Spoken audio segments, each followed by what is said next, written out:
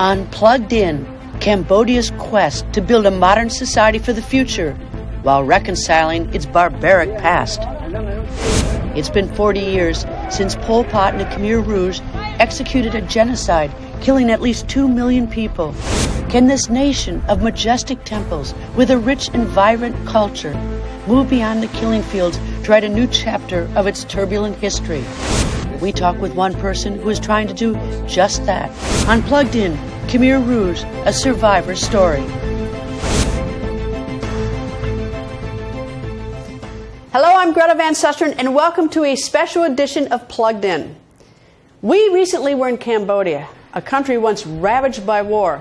But when we were there, we saw that it's still a nation dealing with its violent past, the pain inflicted on the Cambodian people during the Khmer Rouge era of the mid to late 1970s.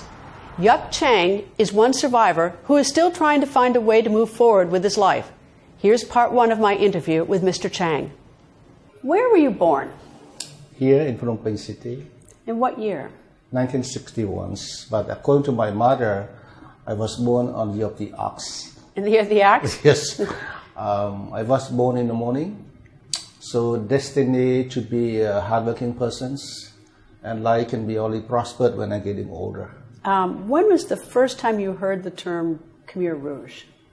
I heard of it a little bit before 75, because during the war, Vietnam War, that I was in high school already, and usually I would have asked by the teacher to protest on the street, support the higher salary for the teacher.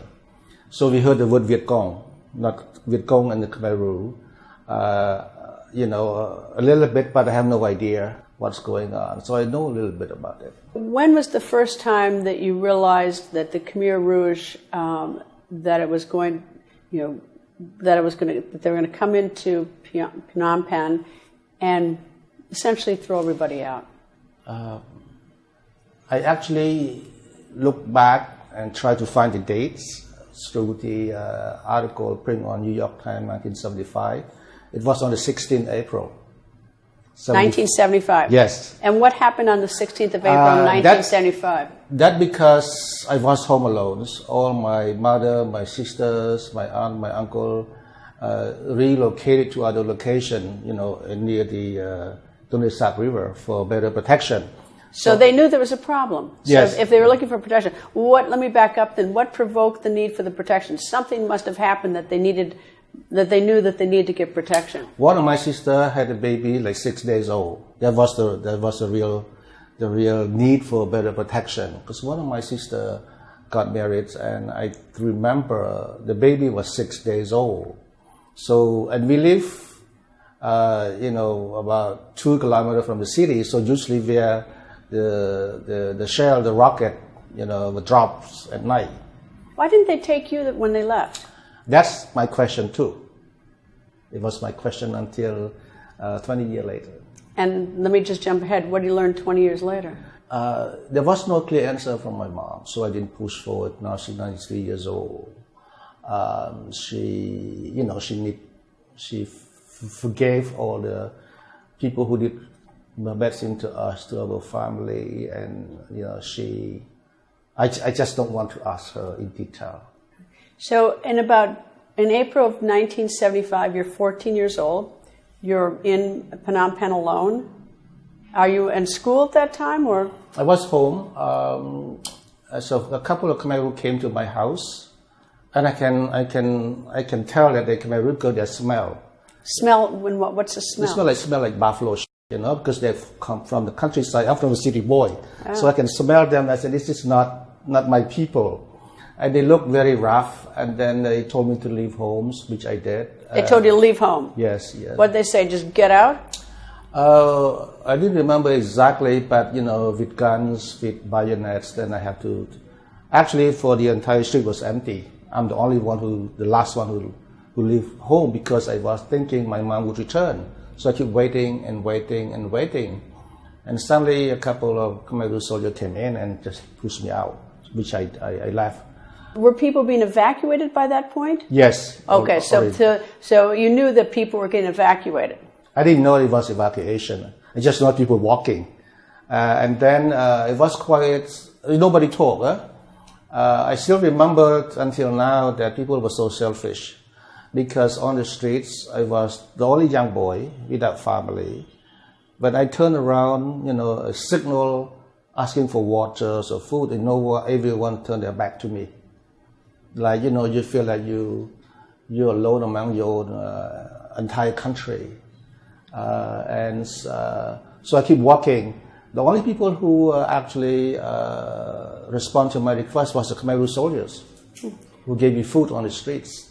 I didn't know it was an evacuation until I hear the Khmer Rouge made the announcement that everyone had to go home.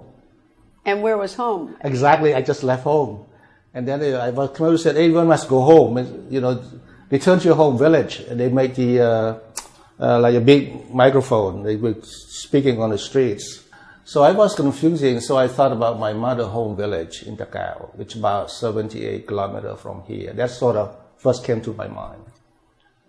So then I decided to ask the Khmer Rouge, how do I get there? Then I keep pointing the street, left, right, left, right, left, right.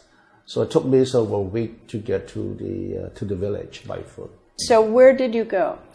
I go to Takao province. Like I said, it's about 78 kilometers from the city. How did you, on your bicycle? No, I know this village because I visit the village. I visit my grandparents there in 1968, so I remember the name. Bicycle, you can't ride a bicycle, you have to walk with a bicycle. Like 2 million people on the street. You cannot even move. It takes you like a day to make like 200 meters of walking, because it's crowded. So I remember the name of the village, and I knew Takao, so I keep asking the Khmer Rouge, where's Takao province? And he said, this way. So I keep walking. For a while I asked another Khmer Rouge, so where's Takao? He said, this way. So I keep walking. So how long did it take you to get there from the time you left home? From the city? Yeah. Several weeks. And what were you eating? I asked the Khmer Rouge, they gave me, they call it sugar plum cake, which they make for soldier. There's this shoot like this. And they're like a spawn cakes, and you can eat for days. You can eat a little bit at a time, and then you can eat that one for the whole week. So between the time you left home and the time you ended up at the village, did you see any sort of violence or anything that the Khmer Rouge were doing to the Cambodians at all? I didn't see. Maybe others have seen, but I didn't see it. I only see that they were on the jeep, the microphones. I saw them walking with their guns. I saw them directing people on the streets. I did see some dead body when I tried to look for water off the road. When I get off the road and try to look for water, then I saw some dead body. I saw, the number of people getting smaller and smaller as you get out of the city, because people get off, to their direction.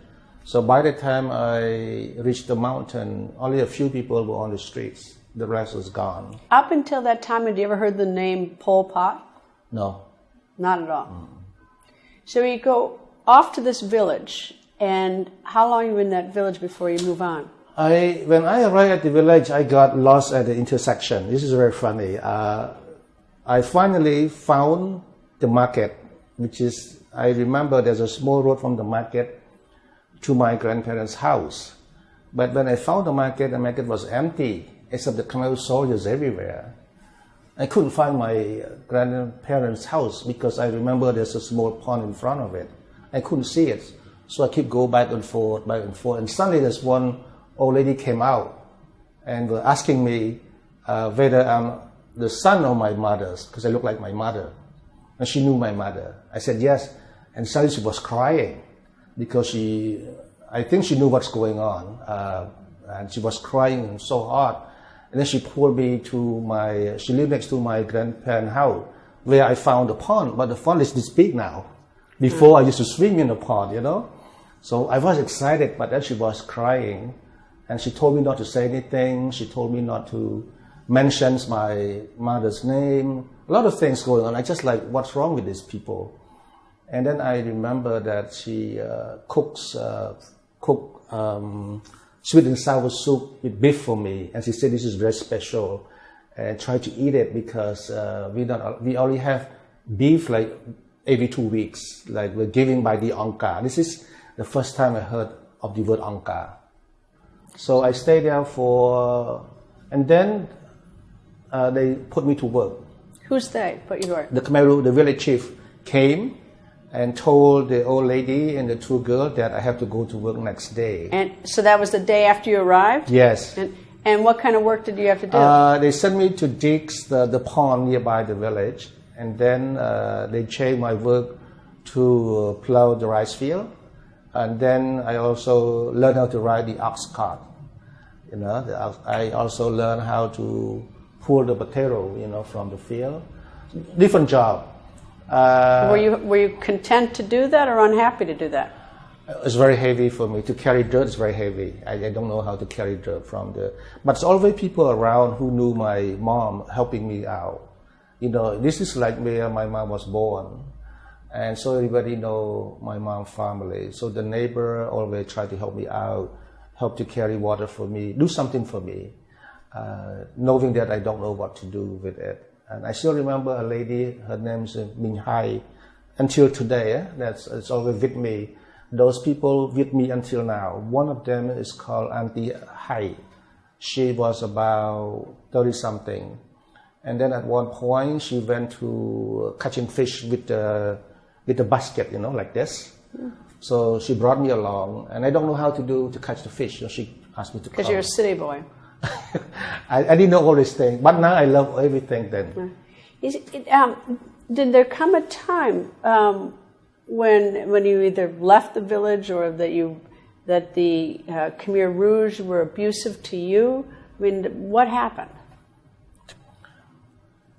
Well, then they did. I was arrested. I was put in prison. They tortured me. They suffered me. All right. When were you arrested after going to that home next to your grandparents? How soon after were you arrested? Well, that's a different part. The second part, after I living there and reunited with my mom. You reunited with your mother? Yeah, in that village about 4 or 5 months later.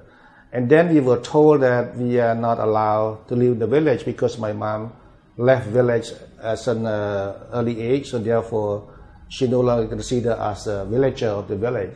And therefore they put us on the train for the second evacuation to the Thai border.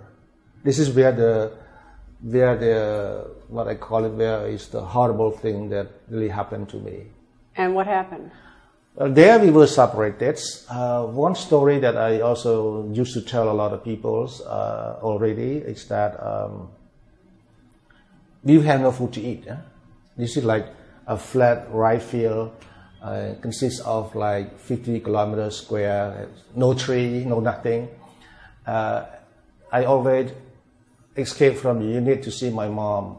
At one point when I arrived home at night just to visit her, then I saw one of my sisters, she's pregnant and she doesn't have food to eat for several months. And she's one of my favorite sisters. I love her. And so I decided to go out and steal. Actually, I go out to the rice field and pick up mushroom, and the rice had fall on the ground. But then, we were told that doesn't belong to us. By doing that, I know it's stealing. So I went out to steal it, and then I success in the first time. So I feed my sister, so I was very happy. So I always escape from the unit and do that. But you know what? They knew that somebody did this, so they were waiting for me to return for the fourth time, and they got me. That was Youk Chhang. He is a survivor of the Khmer Rouge communist movement, responsible for one of the worst mass killings of the 20th century. Today, Mr. Chhang is working to document the atrocities while helping families of victims find out what happened to their loved ones. But documenting these horrors takes Chhang back to what he himself experienced, torture and excruciating pain. Here's part 2 of my interview with Youk Chhang. So what did they do to you publicly? They torture, they torture until I was like Khun Mu. But torture you in what way? The axe, they hit you. With an axe? With the axe, with the holes. In the head, the body? With the head, the body, and they would also use the hole to hit your leg so that it's a warning. Don't run, you know. They hit, don't run, so it's bleeding. So and how many people were there watching this? The whole village, about a few hundred, I think. How long did it go on? Do you know? I don't know how long, but I remember for a while. Then I was put into a prison. From the torture? Yeah. And what did they say to you while they were torturing you? Nothing. Just did it? I didn't remember. They say something, but I didn't remember. And what is prison like? You know, there's a prison for the village, for the commune, for the district, for the central. There's different kind of prison. And this is called a village prison. It's an old house that they create like a shell. They create, like they create it from the existing old house. And you sleep on the floors. It's no walls. If you're lucky, you will put on the first floor, then you're protected by the roof. If you sleep on the ground, then when it rains, you're hit by the rains, or the rat or snake. So that's where I was put in, on the first floor. How long were you in prison? I think so for a week. And then what?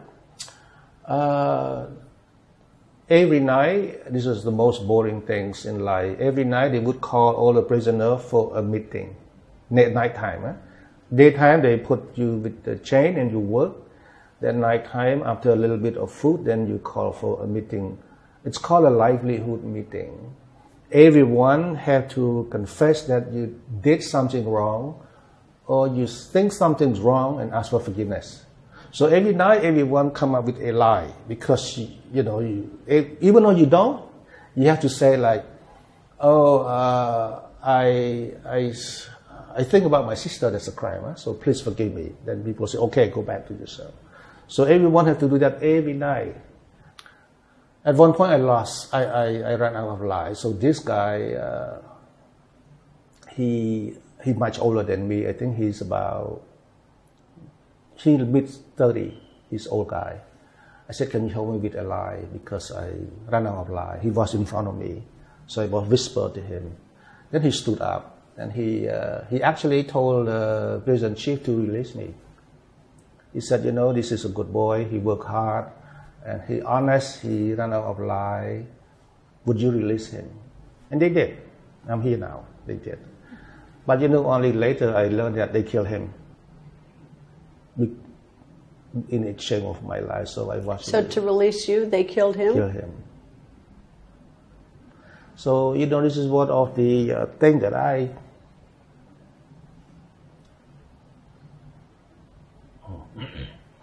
was looking for his family for 40 years.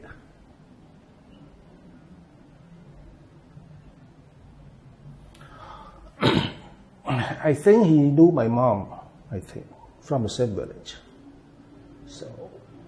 So he died.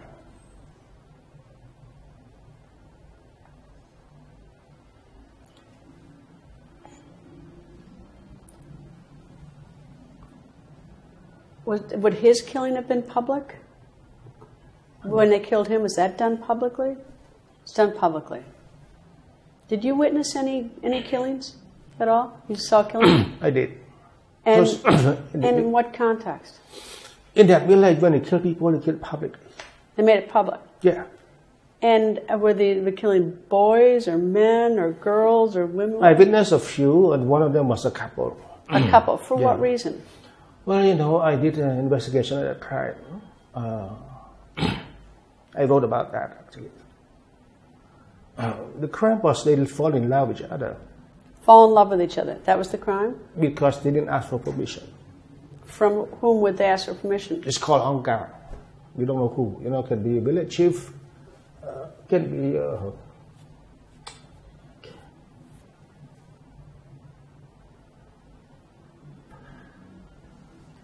And you saw them get killed? Yeah, I saw them killing. How? How did they kill them? They usually use the holes to hit the necks. And that was done publicly? You have to watch it. It's they call it people court. They make you watch it? You have to watch it. So you have to come out of your village and watch somebody be killed? they have a plan, you know, they they would tell you a day in advance that tomorrow is a meeting. That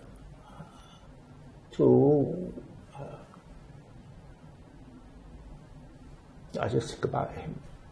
You know, you read these atrocities, it's just breathtaking. The cruelty is so incredible.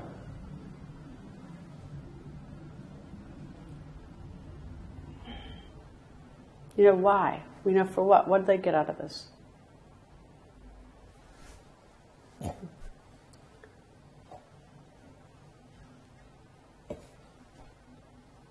What did you think? I mean, you know, and I don't mean to, you know, to push these painful questions to you, but, you know, I'm like, what were your thoughts as you're living this existence where they're bringing people out of a village and making people witness executions and people being executed? I mean, was it just you just wanted to survive, or what did you think of the people who were doing this? Was there hate? I mean, did you know, fear? I mean, what, you know? You know, I went back and met some of them. Some of the Khmer Rouge? I met the one also who tortured me. You've met the person who tortured you? 2002, 2003. I went back to the village and I searched. You found them? I found them. And what did you say to them? Well, they didn't remember me. They didn't know who I am. This time I returned as the Youk Chhang, director of BC camp. And I have trained in the US. I understand human rights. I went to school. So I returned as a different person to understand. So I did separate personal and professional. And I was not in the position to interview because I'm holding the evidence for the court, because I fought for the court. So my staff conducted the meeting. So I listened. You know, it's bothered me because they were so truthful, they were so honest with my staff. He was honest. All of them tell my staff exactly what happened. Did they say why they did it? We're not in the position to ask to people to be self-incriminating or violate their right, because we doing this present to the court. So therefore, we didn't ask why you did this, why you killed people. Those questions were omitted from the questionnaire. But they say they did it. They admit it. The answer that they provide to my staff didn't lead to the question, why did you kill people? We didn't ask like that. But the entire 4-hour interview, I was very upset because they were so sincere to my staff. And then the other guy asking me if I want to drink coconut juice. In our culture, they apologize. They apologized? By doing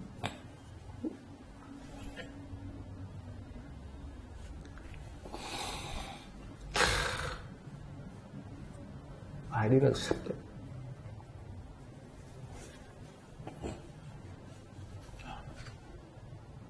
But they did their part, you know. Apologized. By doing that, because they're much older than me. When older do things like that to a younger, in our culture, it's seeking forgiveness. But I didn't accept it. I wanted to say it. But how can they say they don't remember me? You know, what's the point? So we were apart until now. You have now done a lot of research on the genocide.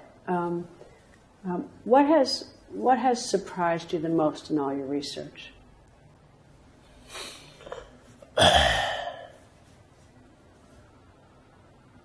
You know, emotionally, that I've discovered that a lot of happy time that we had also in the Khmer Rouge time. You had happy times with the Khmer Rouge?